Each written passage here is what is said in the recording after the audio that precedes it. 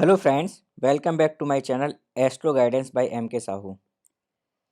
जो इस चैनल को पहली बार देख रहे हैं उनको मैं बताना चाहूँगा कि इस समय हम पराशरी ज्योतिष के थ्रू कुंडली का अध्ययन कैसे करें, उसको कैसे डिकोड करें, इसके बारे में पढ़ रहे हैं, जिसके तहत अभी तक हम लोगों ने 11वें भाव अर्थात एकादश भाव तक के सिग्निफिकेंस, जिनको कि हम कार तत्व भी कहते हैं, इसके बारे में जाना और सबके बारे में एक या दो कारतत्व को लेके काफ़ी डिटेल में भी डिस्कशन किया।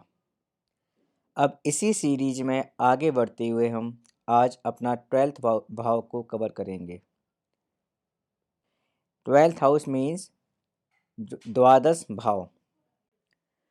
अब हम पहले 12th हाउस के सिग्निफिकेंस के बारे में जानेंगे।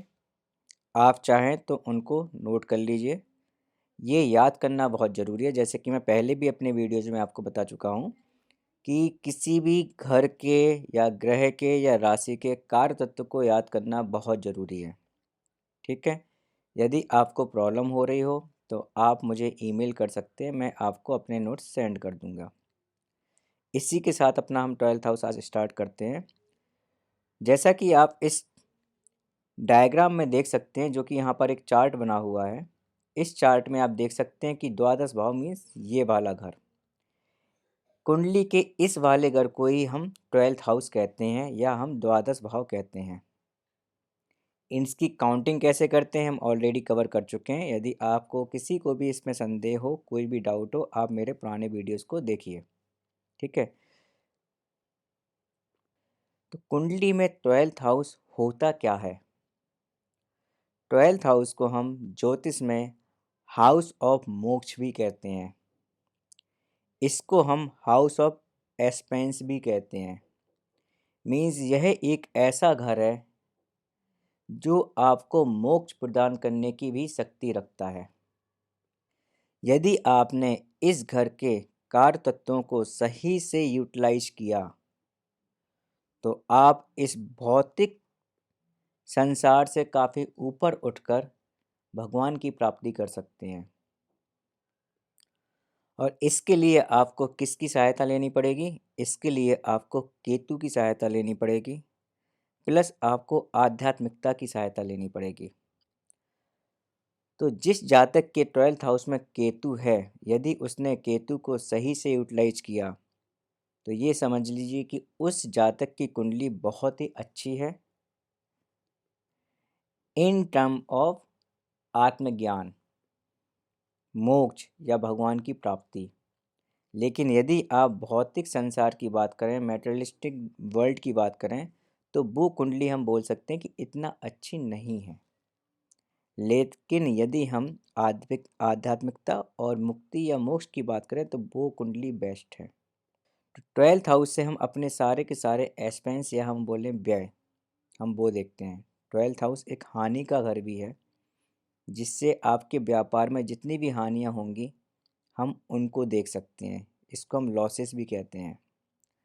12th हाउस आपका इन्वेस्टमेंट है कि आप कहाँ कहाँ कैसे इन्वेस्ट कर रहे हैं, ये भी हम 12th हाउस से ही देखते हैं। 12th हाउस आपकी चैरिटी या जिसको हम बोलते हैं आपके दान पुण्य, कि आपने कितना दान किया होगा, वो भी 12th हाउस है। 12th हाउस मेडिटेशन है। 12th हाउस योगा है। 12th हाउस आपका आइसोलेशन है। मीन्स ये घर एक ऐसा घर है जो आपको भौतिक संसार से या बाकी सब लोगों से आइसोलेट कर सकता है, आपको एकांत में भेज सकता है। 12th हाउस आपका अलगाव भी करा सकता है, मीन्स सेपरेशन, ये सेपरेशन का भी घर है। 12th हाउस आपके सेक्रीफाइस को दिखाता है कि आप क्या क्या चीज़ें हैं जो कि सेक्रीफाइस कर सकते हैं। 12th हाउस से हम मृत्यु भी देखते हैं।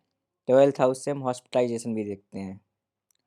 12th हाउस आपका जेल में जाना या जेल यात्रा भी दिखाता है।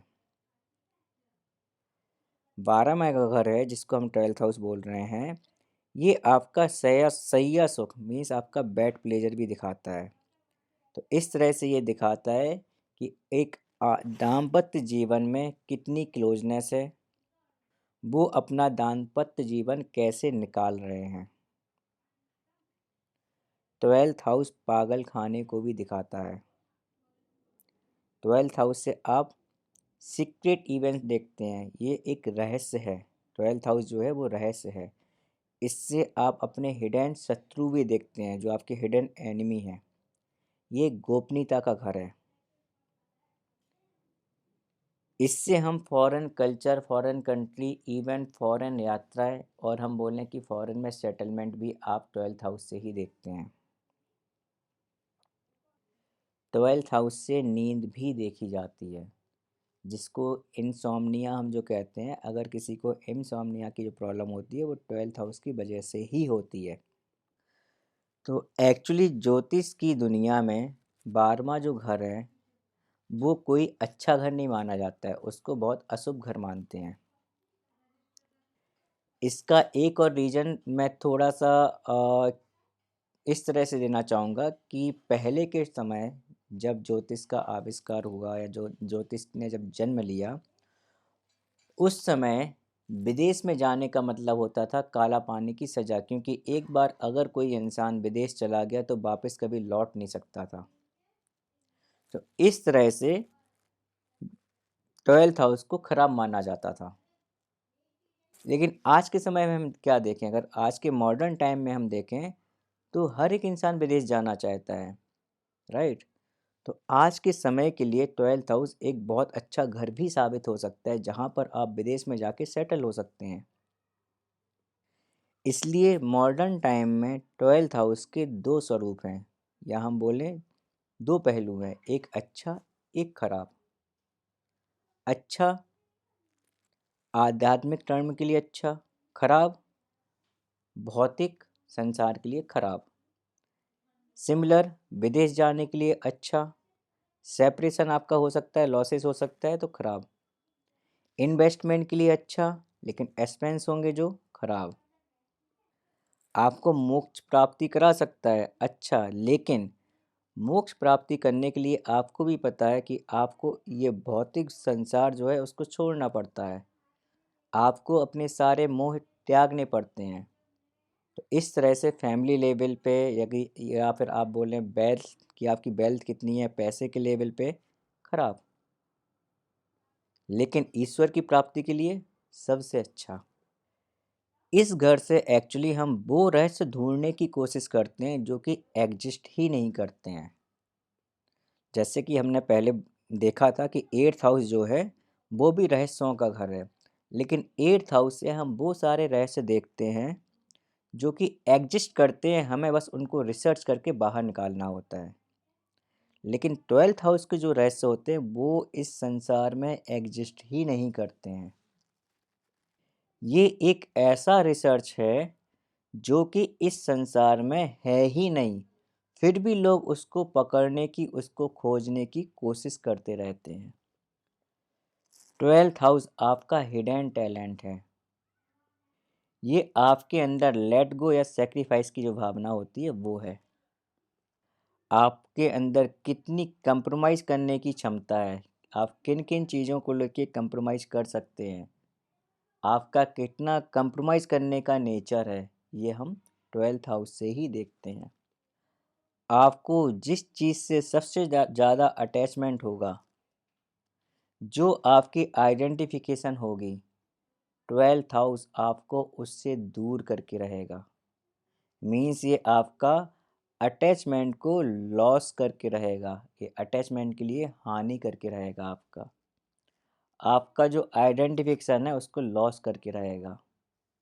तभी तो इसे सेपरेशन का घर बोलते हैं, इसको आइसोलेशन का घर बोलते हैं। 12वां घर यदि बहुत ज़्यादा एप्लिकेशन में हो तो ये आपको दरिद्रता भी दे सकता है। आपको अपने जीवन में कितने नुकसान हो रहे हैं ये भी आप 12th हाउस से देखते हैं। जैसे कि मैंने बताया कि 12th हाउस जो है आपकी विदेश यात्रा है, लेकिन आपको विदेश यात्रा से लाभ होगी या हानि होगी, ये भी हम 12th हाउस से ही देखते हैं। और इसके साथ साथ आप कब विदेश जाएंगे, कितनी बार जाएंगे, ये भी हम 12th हाउस से देखते हैं। आपके अंतिम समय में आपका जीवन कैसा होगा, इसका ज्ञान भी हमें 12th हाउस ही देता है। जैसे कि मैंने आपको बताया कि ये आपकी सही या सुख है, मीन्स हस्बैंड वाइफ के बीच में कैसा रिलेशन है, ये हमें 12वां घर दिखाता है। ये आपकी ये आपकी इनसिक्योरिटी भी दिखाता है। आप कितने वीक हैं, किस चीज़ मामलों को लेकर आप वीक हैं, ये वो भी दिखाता है, मीन्स आपकी वीकनेस को बताता है ये। 12th हाउस चेंजेज भी है, वो चेंजेस किसी भी तरह का हो सकता है। ये जो लॉसेस जो हम बात कर रहे हैं, हानि, ये लॉसेस भी किसी भी तरह का हो सकता है, जैसे कि loss of boundary, loss of social circle, loss of economical, जो भी आपकी चीज़ें हैं उसमें जियोग्राफिकल भी लॉस हो सकता है। तभी तो हम बोल रहे हैं विदेश, क्योंकि आप जहाँ पर रह रहे हैं, जो आपकी मातृभूमि है, उसका लॉस, तभी आप विदेश जाके रहेंगे ना।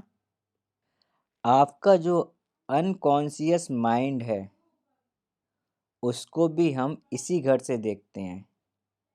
मीन्स आपका जो कॉन्शियसनेस है, उसकी हानि, उसका लॉस, आप कब अनकॉन्शियस हो रहे हैं या हो गए हैं, कैसे हुए हैं, वो सब कुछ हम 12th हाउस से देखते हैं। 12th हाउस आपके वेस्टेज को भी दिखाता है। ये आपका आत्मज्ञान है, एनलाइटमेंट है ये। 12th हाउस जो है वो एनलाइटमेंट है। साथ ही साथ ये बताता है कि आप किस चीज़ का त्याग कर रहे हैं, जिसको मैंने बोला सेक्रीफाइस। 12वां घर आपकी राइटिंग भी है, आप जितना लिख रहे हैं वो 12वां घर है। 12th हाउस के कारण आपको धोखा भी मिल सकता है, क्योंकि ये आपके गुप्त शत्रु हैं। गुप्त शत्रु का मतलब क्या होता है? ऐसे लोग जिनको आप अपना हितैषी मानते हैं, आप अपना मानते हैं, वो आपके मित्र होते हैं, लेकिन कहीं न कहीं वो अपने मन में आपके प्रति शत्रुता रखते हैं। तो एक्चुअली आपको पता नहीं होता है कि ये मेरे शत्रु हैं, आप उनको मित्र की कैटेगरी में रखते हैं और वही आपसे विश्वासघात करते हैं, आपको धोखा देते हैं। तो ये हम किससे देखते हैं? ये हम अपने 12वें घर से ही देखते हैं। जैसे कि 12th हाउस हमने बोला कि 12th हाउस क्या है? सीक्रेट्स है, मीन्स रहस्य है। तो इसमें हम 12th हाउस में हम जासूस भी देखते हैं इससे। स्पाई और जासूस जो होते हैं वो भी 12th हाउस से देखे जाते हैं। 12th हाउस आपके सिन है। सिन है मीन्स आपके पाप। आप जितने भी पाप कर रहे हैं वो भी आप 12th हाउस से ही देखते हैं। अब इतने सारे कारक तत्वों में से हम कुछ सिग्निफिकेंस को लेते हैं और देखते हैं कि एक्चुअल जो हम बोलें प्रैक्टिकली, किसी कुंडली में प्रैक्टिकल तरीके से उनको हम कैसे यूज करते हैं। जैसे कि मैंने आपको पहले बताया था कि अशुभ ग्रह क्या होते हैं? जिस घर में बैठते हैं वहाँ पर आपको उस घर के प्रति डिफ़िकल्टीज ऐड करते हैं, और शुभ ग्रह जो होते हैं वो उसके घर के प्रति आपको ईज़नेस लाते हैं, राइट? तो अब यदि मैं ग्रहों के कार्य तत्व को पकड़ते हुए 12th हाउस में कुछ ग्रह को रखूँगा, और फिर इसके अकॉर्डिंग हम बात करेंगे कि क्या वो ग्रह 12th हाउस में क्या रिप्रेजेंट कर सकता है, ठीक है? जैसे 12th हाउस क्या है? लॉसेस है। तो यदि सूर्य इसमें बैठा तो आपको किस चीज़ का लॉस हो सकता है? सूर्य का क्या क्या कार्य तत्व हैं? सूर्य आपका नेम है, आपका फेम है। तो हो सकता है कि आपको आपके नेम फेम का लॉस हो जाए, मतलब कि आपको अपमान का सामना करना पड़ जाए। 12th हाउस से हम इन्वेस्टमेंट भी देखते हैं, राइट? तो यदि मंगल यहाँ पर बैठ गया तो इसका मतलब हम क्या बोल सकते हैं? आप प्रॉपर्टी में इन्वेस्टमेंट कर सकते हैं, राइट? लेकिन यदि अगर हम इसको नेगेटिवली बोलेंगे तो हम क्या बोल सकते हैं कि प्रॉपर्टी से आपको लॉसेस भी हो सकते हैं। मंगल क्या होता है? छोटा भाई बहन होते हैं। आपको हो सकता है छोटे भाई बहन का भी लॉस हो जाए। इसी प्रकार से यदि चंद्रमा बैठ गया तो चंद्रमा क्या होता है? चंद्रमा आपकी माँ होती है। हो सकता है आपको अपनी माँ का लॉस हो जाए। 12th हाउस हॉस्पिटलाइजेशन भी है। हो सकता है आपकी माँ हॉस्पिटलाइज हो जाएं। यहीं अगर हम शुक्र की बात करें तो शुक्र से हम क्या देखते हैं, आपके जीवन साथी को। और 12th हाउस क्या है, सेपरेशन है। पॉसिबिलिटी है कि आप लोगों का सेपरेशन हो जाए। लेकिन दूसरी साइड 12th हाउस क्या है, सैया सुख भी है। और यदि शुक्र यहाँ पर बैठा हुआ है तो ये भी पॉसिबिलिटी है कि आप दोनों के रिलेशन बहुत ही अच्छे हों। इसको हम ऐसे भी कह सकते हैं कि आपका जो जीवन साथी या जो पार्टनर है, हो सकता है वो बहुत ज़्यादा आध्यात्मिक हो या मेडिटेशन से भी जुड़ा हुआ हो। तो हमें 12th हाउस के नेगेटिव पहलू को रखना है आगे या पॉजिटिव पहलू को, ये डिपेंड करता है कि 12th हाउस कैसा है। क्या वो एफ्लिक्शन में है?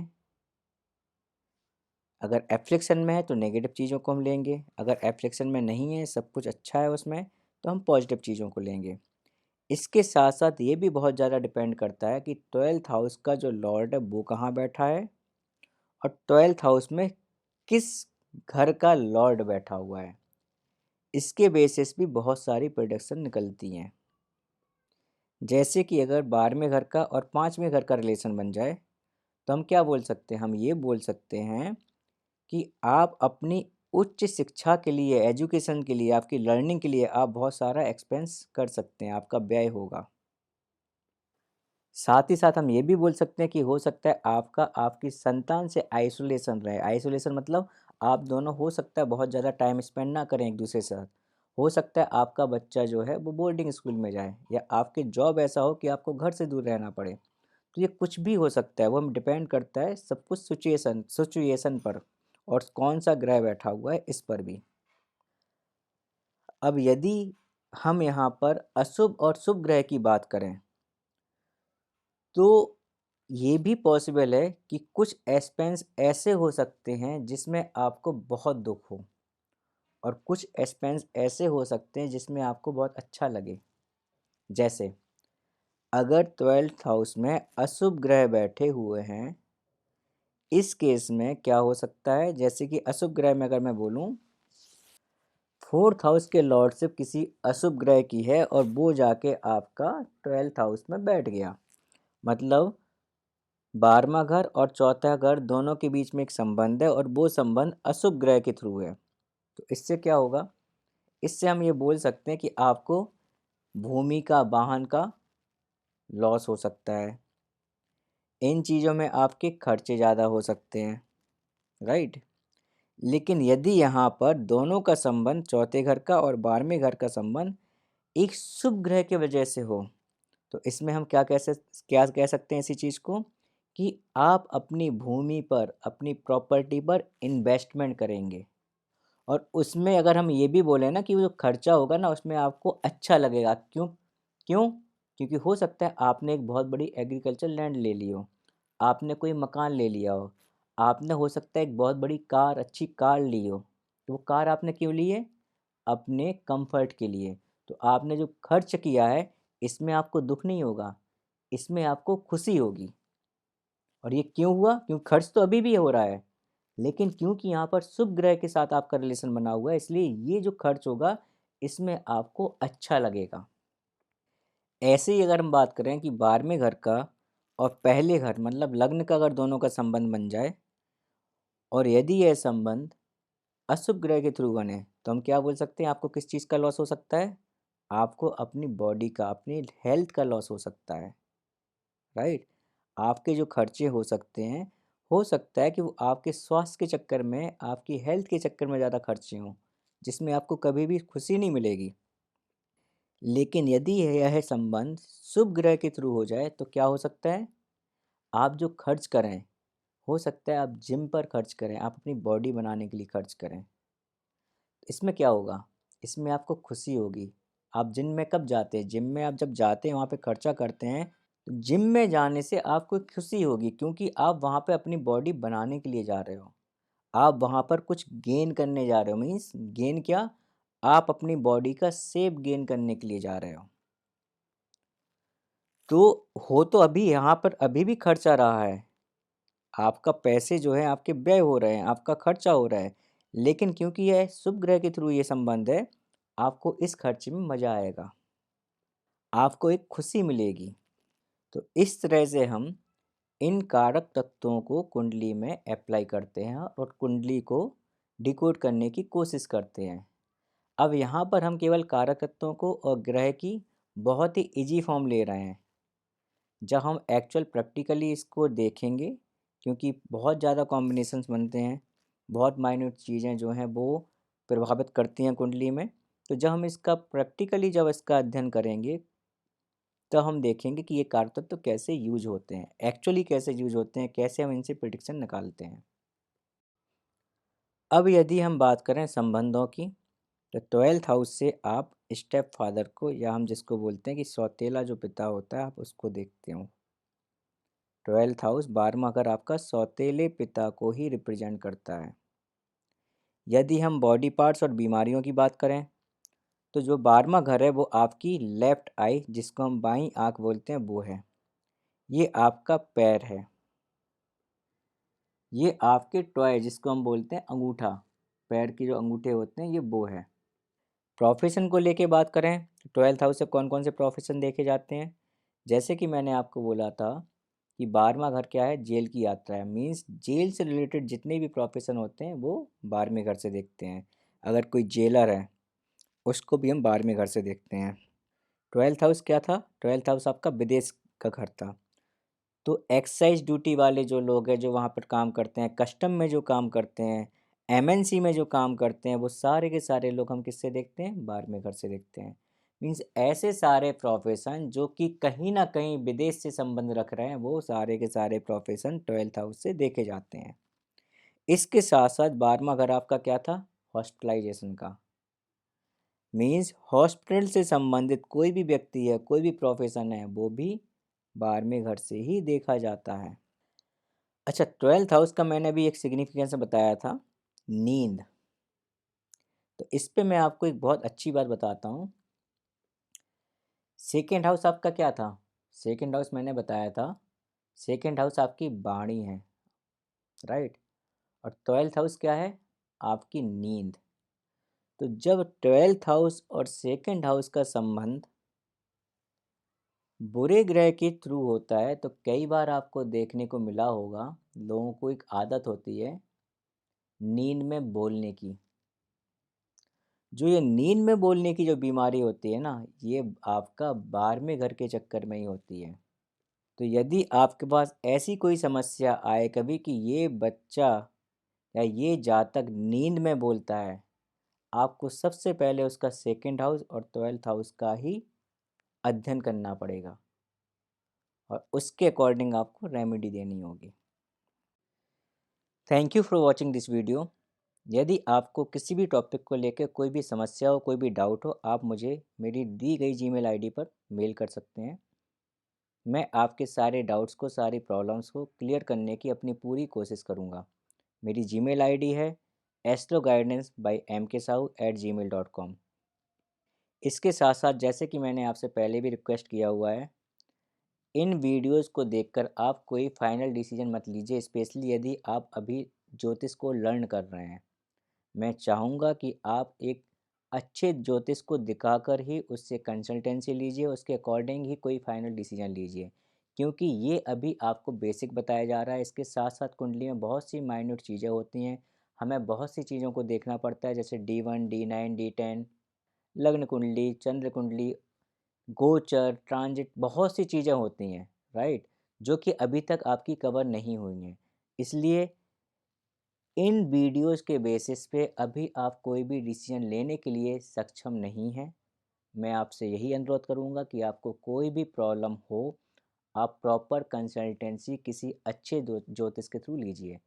यदि आप चाहें तो आप मुझे भी कांटेक्ट कर सकते हैं किसी भी कंसल्टेंसी के लिए, किसी भी प्रॉब्लम के लिए, या किसी भी डाउट के लिए। यदि आपके मन में कोई क्वेश्चन है, आपको करियर के लेकर, आपके मैरिज को लेकर, या जीवन के किसी भी पार्ट को लेकर अगर कोई आपको प्रॉब्लम है, तो आप मुझे कांटेक्ट कर सकते हैं। मेरे कांटेक्ट जो नंबर है वो मैंने दे रखा है, व्हाट्सएप के थ्रू भी आप कांटेक्ट कर सकते हैं और मुझे ईमेल कर कर भी आप मुझे कांटेक्ट कर सकते हैं। इसके साथ ही साथ यदि ये वीडियोज़ आपके नॉलेज को थोड़ा बहुत भी बढ़ा रहा है, आपको डीप नॉलेज दे रहा है या ऊपर से कुछ भी आपको लग रहा है कि हाँ, आपको अब ज्योतिष थोड़ी-सी समझ में आ रही है, आपको इससे फ़ायदा हो रहा है इन वीडियो से, तो मैं चाहूँगा कि आप प्लीज़ मेरे इस चैनल को सब्सक्राइब कीजिए। साथ ही साथ अपने नियर और डियर वन को ये चैनल या ये वीडियो आप शेयर करिए, लाइक भी करिए, जिससे कि मुझे मोटिवेशन मिलता रहे और मैं इस तरह के और भी वीडियो आपके लिए ला पाऊँ।